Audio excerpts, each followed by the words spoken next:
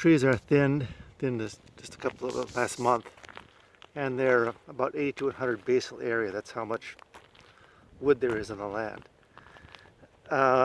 In a short time, they'll grow into as much wood again. It'll take about 5 years.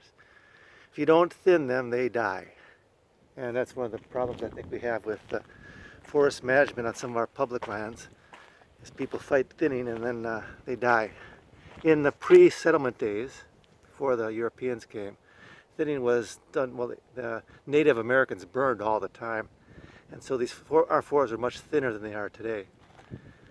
Now, we can't just reestablish that, because if we did, we'd burn everything to the ground. So we have to thin first and then burn. We will burn this next year or the year after, and then we'll do a regime of that. But right now it's just thinned.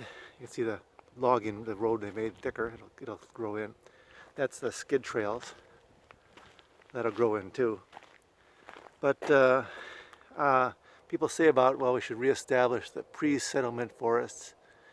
There's two things about that. One is it's not possible, because we can't turn it back. And the other is probably not even desirable. There's a lot of things that have happened to our forests that are good. And there was never such thing as the primeval forest. The forest is constantly changing, constantly developing, and there never was a time when it was the forest that we want.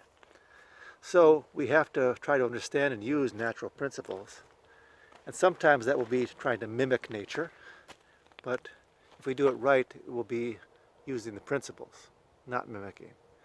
The way that an architect might build a house, using natural principles but not depending on only the natural principles. Nice oak tree there.